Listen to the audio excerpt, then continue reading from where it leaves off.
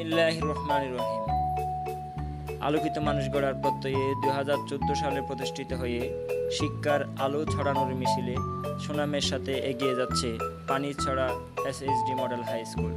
শিক্ষা মন্ত্রণালয়ের নির্দেশনা অনুযায়ী গণতন্ত্র চর্চা, অন্যের মতামতের প্রতি শ্রদ্ধা প্রদর্শন ও নৈতিক মূল্যবোধ সৃষ্টির লক্ষ্যে আয়োজন করে স্টুডেন্ট ক্যাবিনেট নির্বাচন 2019। 14 মার্চ সকাল 9টা থেকে ভোট গ্রহণ শুরু হয়ে 12টা 30 মিনিট পর্যন্ত 3টি বুথে চলে ভোট গ্রহণ। মোট ভোট ছিল 357টি। 95% ভোট কাস্ট হয়েছে বলে জানিয়েছে আমাদের প্রতিনিধি দল।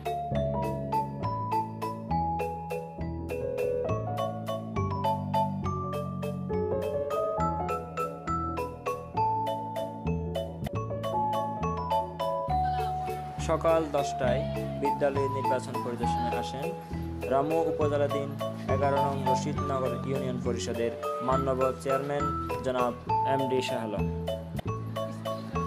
এ সময় তিনি 3টি বুথ ঘুরে কর্মকর্তাদের সাথে কথা বলেন। আমরা এখন চলে যাচ্ছি আমাদের প্রতিনিধি নাসরিন জাহান মুক্তার কাছে।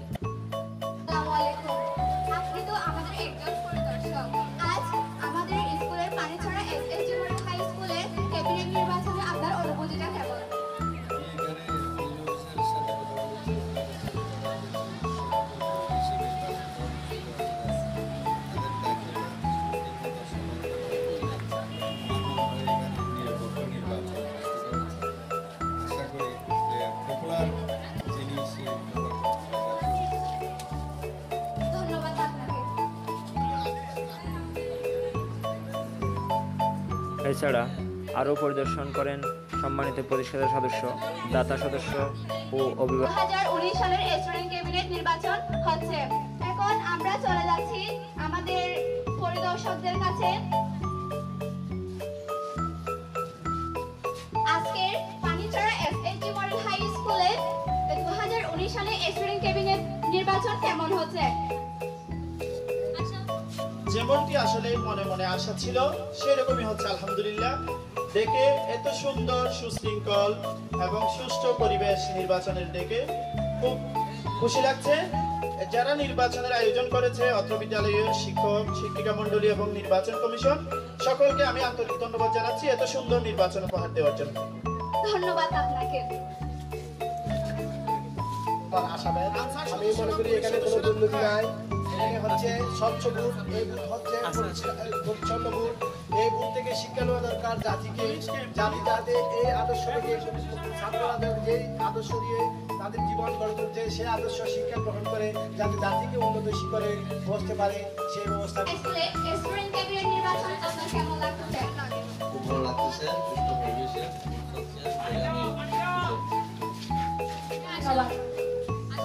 আজ আপনি তো আমাদের একজন পরিদর্শক। আজকে আপনি নির্বাচনের আপনার অনুভূতিটা কেমন? আমি মনে করি এই যে ছাত্ররা শৃঙ্খলা সহিত এবং এই ছাত্রদের মধ্যে নির্বাচন কমিশনার, তারপর police officer, presiding officer, police এগুলি সব নিযুক্ত হয়েছে। এখানে আর ছাত্ররাই তারা ঠিক করেছে। এটা একটা শিক্ষণীয় বিষয়। এখান থেকে আমাদের শিক্ষালিত হবে যে আমরা সৎ এবং যোগ্য ব্যক্তিকে আমরা নির্বাচন করব সুষ্ঠু সুন্দরভাবে। আমি দেখতেছি এখানে কত সুন্দরভাবে হচ্ছে। এখানে অনিয়মের কোনো কিছু নাই। নির্বাচন দেখতে এসে আমার খুব ভালো লাগছে। আমাদের ইউনিয়ন পরিষদ নির্বাচন হয়, তারপর জাতীয় নির্বাচন হয়, এত সুন্দর সুশৃঙ্খল নির্বাচন আমি দেখি নাই। আশা করি শেষ করলাম।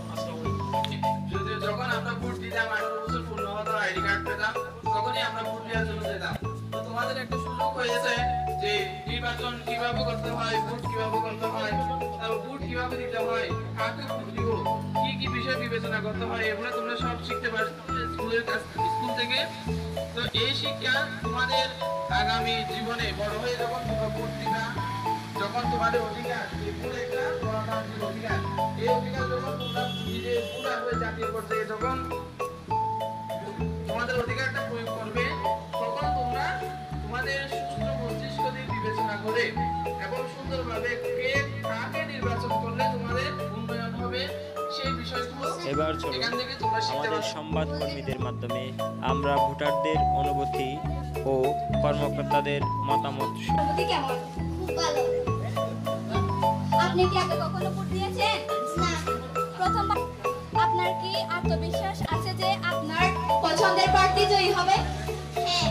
ধন্যবাদ আপনাকে। আপনি কি আগে কখনো ভোট দিয়েছেন? না।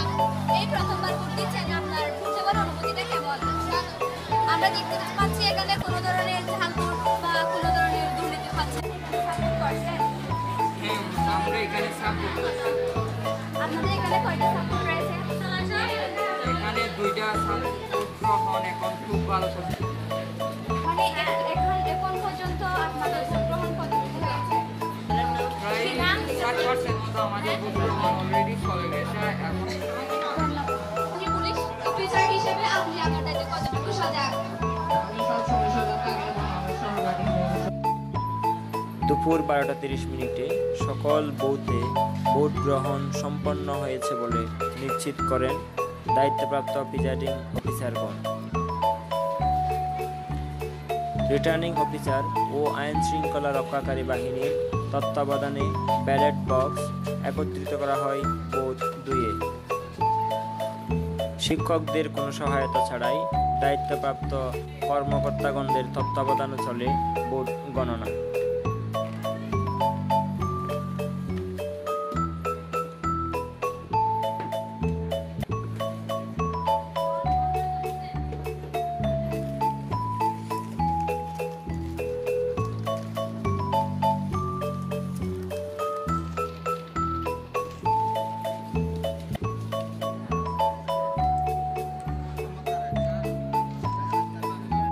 দুপুর 2টায় ফলাফল প্রকাশ করে নির্বাচন কমিশন।